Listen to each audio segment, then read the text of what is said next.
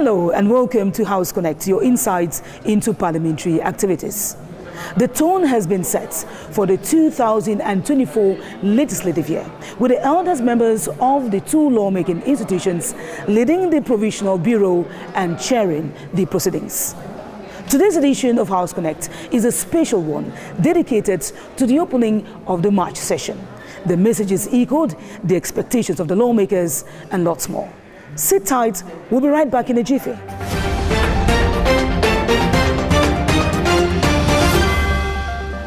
Ensuring the well-being of Cameroonians and voting policies that can cushion the effects of issues that affect the socio-economic and political development of the nation are amongst the missions that the lawmakers have set out to achieve. The provision of water and energy that has been epileptic, the road network that warrants upgrading, and the security threats in the northwest and southwest regions came up prominently during the opening plenaries at the Senate and at the National Assembly. 3 months of recess spent in their constituencies, the lawmakers have light feet regaining the House chambers. Prompted by the vast array of preoccupations of the people, they are upbeat that they can be actors of mettle. Their ally in development is without a doubt the executive putting in an appearance at the opening of the first ordinary session of the 2024 legislative year. At the National Assembly, where the ball is set rolling, the feeling of eagerness is evident. Barely 12 months to the end of their mandates, they anticipate what the tone of the session will be. The eldest member of the House, Honorable Laurentine Kouafege, chair of the Provisional Bureau, gets the privilege of leading the proceedings. A staunchly worded address is what echoes from the rostrum to convey the people's representatives' indignation over the Youth Day attack in Cambe in the northwest region. The so-called separatists, what can I say? These bloodthirsty terrorists could not think of anything better than to disrupt the peace and quietness, the festivities and the solemnity of the day by shooting at young people parading in the festival square. The result, 1 dead and some 40 serious injured.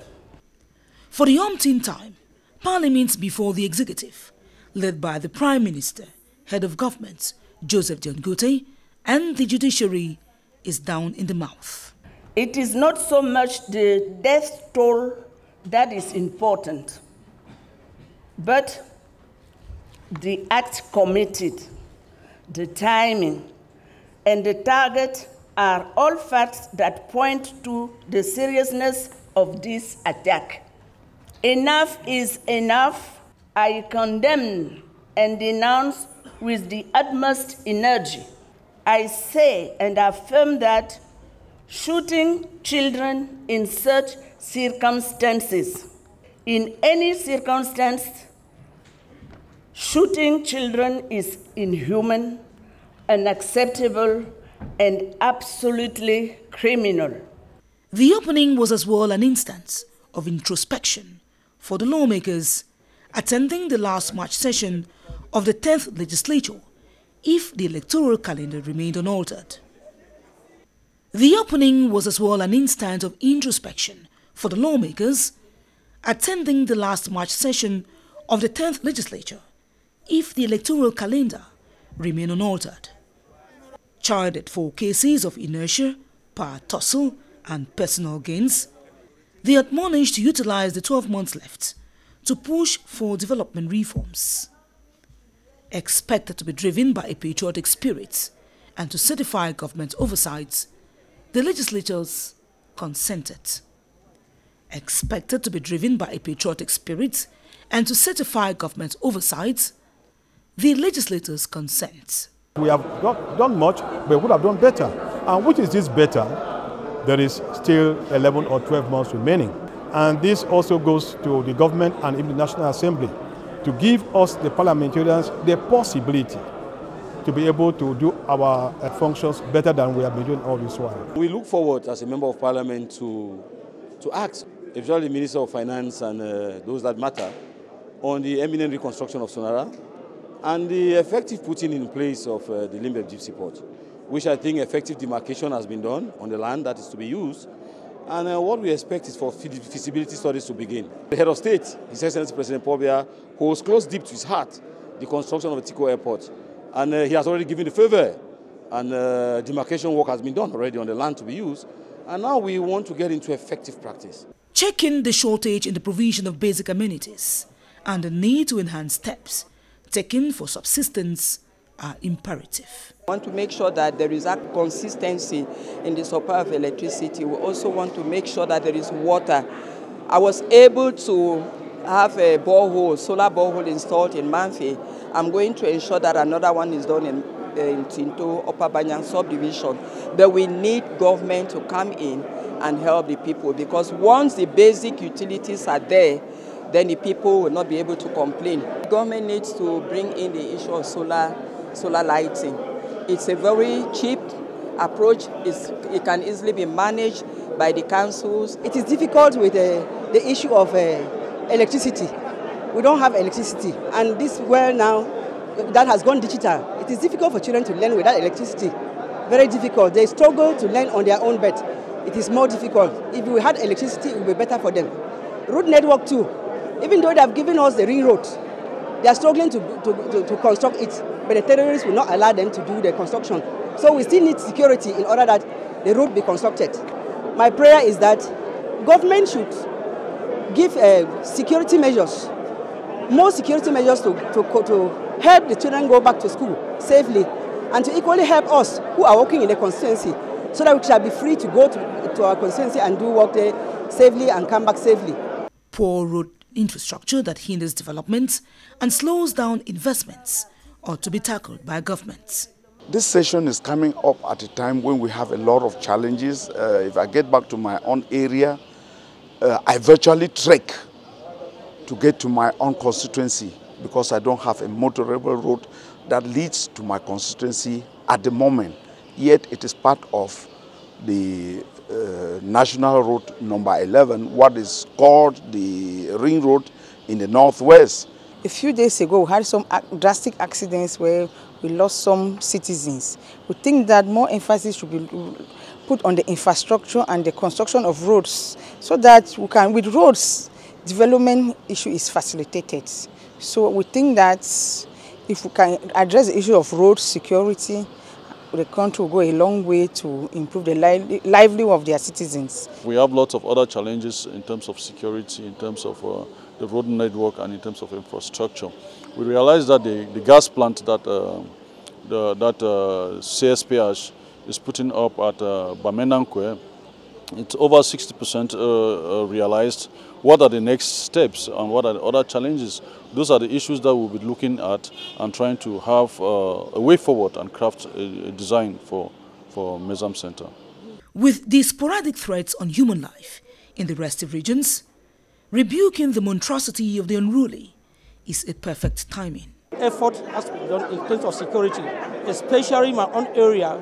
There is a new phenomenon of these herdsmen coming from Nigeria, coming to my own area, disturbing the people, trying to send away the population, but we called the administration and we have negotiated the final level back, but we want security at the border areas because of the insecurity found in other. But since my subdivision borders a very big nation, I would like that the government will step up security, serious security within the border areas of my subdivision. We are really hurt with what happened on the field on that day of the 11th of February in Kambe. So I think that when you come to the National Assembly, it comes to the National Assembly to be affected of this kind of situation.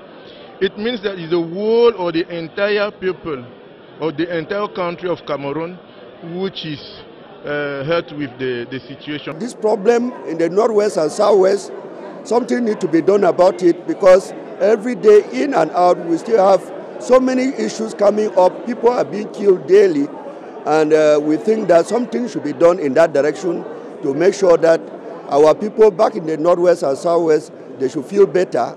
Other security options are in turn need to be explored. I want to see a comprehensive judicial right bill tabled during this session. It will address a couple of issues. Will address data protection, privacy, and cyber security issues. Because we are in the age of artificial intelligence, and whether you like it or not, artificial intelligence has come to stay. And so we have to prepare ourselves, we have to build ourselves to make sure we meet up with the demands of artificial intelligence. I think that, in my opinion, I would want the government to change strategy as far as security issues are concerned in the northwest, southwest, and far north. I would like to see a different strategy be implemented, because we have lived the same strategy from 2016 up to date. So I would like to see government coming on board with a new strategy this time around. The hikes in the price of basic commodities and the embezzlement of public funds must be checked. We need to see into it that the government put in place measures that are going to elevate the situation of our families back home, particularly with the high prices of food. The transporters have come up with an increase in transport fares, and there are many other things that are going to go on as a result of the increase in the prices of fuel. Something needs to be done in the direction of corruption, because we have so many files that have been treated, but we have not seen action taken in relation to it. In my constituency, people are really complaining about the high prices. Women are complaining, youths are complaining, because most bike riders are youths. There are women who are Bayam-Salams, they are all complaining because of the rise in prices. We'll discuss it in Parliament to see how we can ameliorate things. Cognizant of the necessity to boost local production and to guarantee self-sufficiency, the import substitution policy is of prime importance. For sure, we have issues of financial resource. We have good technicians in the executive. What we only need is to make sure that we keeping pressure and reassure our population. About the import substitution policy, we want to evaluate the impact of this policy and see what have the government done and what are the current results and what remains to be done. We hope that we, members of parliament, will have a better attitude and better strategies to find the right solutions. With the expiration of the mandate of the lawmakers of the 10th legislative period and the upcoming presidential poll, voter enthusiasm is vital. We're moving into the electoral year, which is just a year from now. We hope every party is preparing very well. It's going to be a big duel, but we think that the party that has the strength is going to win. We would like people to be politically matured as well, to accept defeats and to accept failure when it comes. We know experience counts very much when it comes to elections in the National Bureau, and we think that the party that is there is going to play its role to monitor people, to orient people towards a better choice for us. This volition to make a change and to better the lives of communities will be fully expressed after the election of a permanent bureau. At the Senate, the agenda was similar. The members of the 3rd legislature convened for the opening were led by the eldest member of the House, Senator Rene Zengele. The difficult economic situation that prevails in the country was underscored. The rise in fuel prices affecting daily lives and threatening survival remain preoccupying. He admits measures have been taken to limit the intensity and the repercussions of the condition as ordered by the President of the Republic, His Excellency Paul Biya. The lawmakers are not indifferent. It starts from the head of state's policy of import substitution, which is quite dear to the heart of senators of this country. We feel that it is going to comfort the domestic basket of every Cameroonian and settle our immediate needs, and also create a lot of jobs. This policy has to be accompanied with the intensification of industrialization program of the head of state, as well as it is inscribed in the National Development Program. And so we believe industrialization accompanying this policy of import substitution is going to go a long way to boost the employment rate in Cameroon and therefore solve several socio-economic and cultural problems. It is of essence that the economic and financial outlook adopted in November last year be taken into account for socio-economic development. The budget session passed and all the budgetary lines were given down. This will not help if they don't use that budget in order to do what it was meant for, thereby looking at the population. If it is roads that we constructed, if it is farms and all that, we are expecting all of that. We are expecting the laws that will be proposed so that we look at it and then find out, give our own suggestions onto how we can continue to see about the security of our regions, especially the Northwest and the Southwest. The election of the Permanent Bureau and the setting up of the 9 general committees are on schedule. Firstly, I expect the session to go on smoothly, hitch-free politically. And secondly, I expect that there will be elections into the Bureau, as usual, renewal of the positions in the Bureau. And in the case of that, there will be the replacement of the position of the questor who died some time ago, so that the Bureau become complete. Again, we also have the traditional function of voting laws and controlling government action in the accomplishment of the President's vision and policies. While welcoming the Youth Parliament initiative, which has enabled the first crop of young senators to join young parliamentarians in the management of public affairs and nation building, the senators commit themselves to hold to the values of love and unity, the solid foundation on which the nation stands.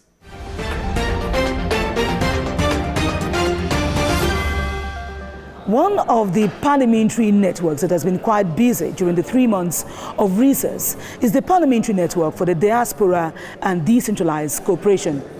It is quite a Herculean task for diasporans to invest in Cameroon and record eases their engagements and their involvements.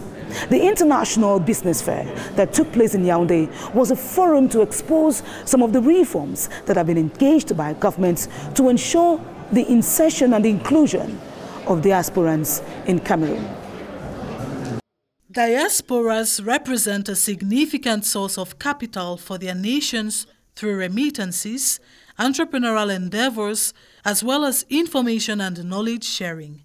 But just how smooth is this contribution in their homeland? Administrative bottlenecks largely account for the setbacks encountered. The Parliamentary Network for the Diaspora and Decentralized Cooperation is the linchpin between the diaspora and the government. We have learned a lot about what the government actually have put in place to help diaspora going back home and to actually support us on our way back home, whether it's to set up a business or start agriculture, any type of business. They are here to help us. One of the things I really want to tell any Cameroonian from the diaspora is not to feel frustrating or to actually come back and speak to our representative, Honorary Gansha, because he will be able to actually direct them where to go, who to contact, because one of the things the minister have told us, we are here to help you and to hold your hand all the way.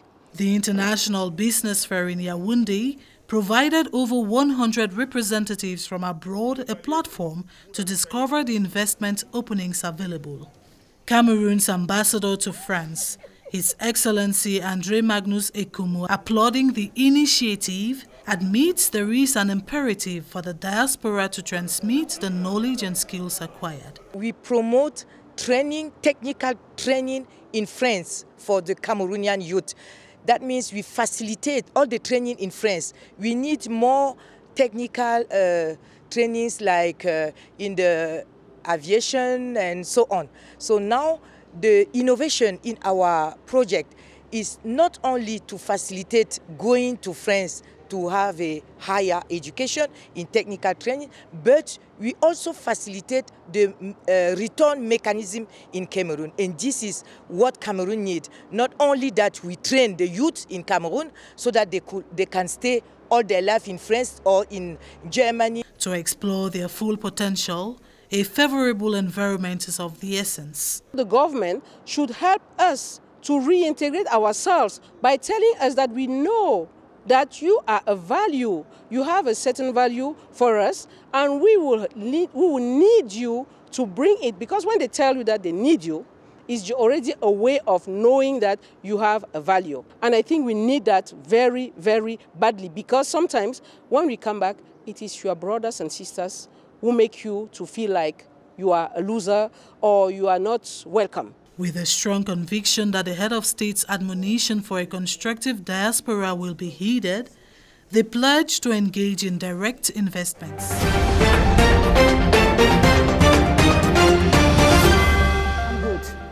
One of the important roles of senators and members of the National Assembly is to identify the needs of their communities and to provide solutions. In the Konke division in the West region, women and farmers groups have their wants for fertilizers to boost their agricultural production met by their elected representative. In Nun division, still in the West region, water, which is the source of life, was brought to the people through the provision of boreholes. The planting season is here, and for a people whose mainstay is farming, having fertilizers distributed to them for the 10th time consecutively is a blessing. The CPDM member of the National Assembly, Honorable Albert Quinche, concerned about their yields, comes calling with over 5,000 bags of fertilizers. It's for us, the parliamentary, to give a message to our farmers that we are with them. It's not only 1 year, it is 10 years.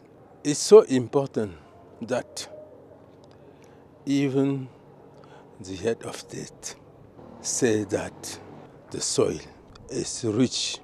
And this year I decided to begin the distribution by the older parents. The gesture has tremendously improved their yields.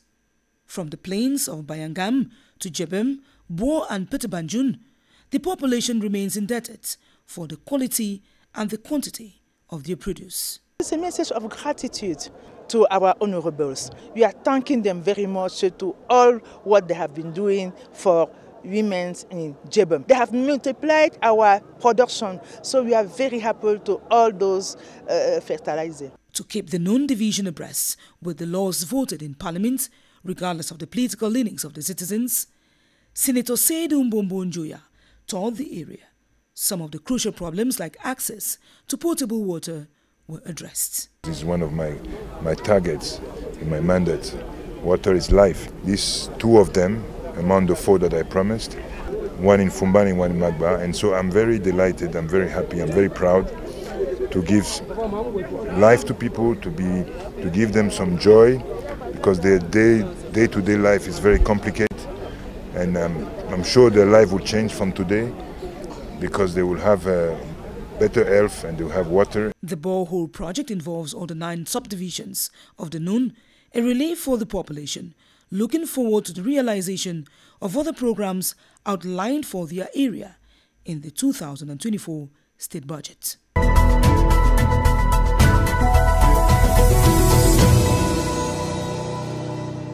It is on that note that we draw the curtains on today's edition of House Connect, which was principally dedicated to the opening of the March session at the National Assembly and at the Senate, and where you had the vision of the lawmakers and their contribution to nation building. But work will only begin in earnest with the election of the Permanent Bureau at the Senate and at the National Assembly that is being awaited in a couple of days. On behalf of the entire production team of House Connect, it is goodbye from us till we meet again in a fortnight.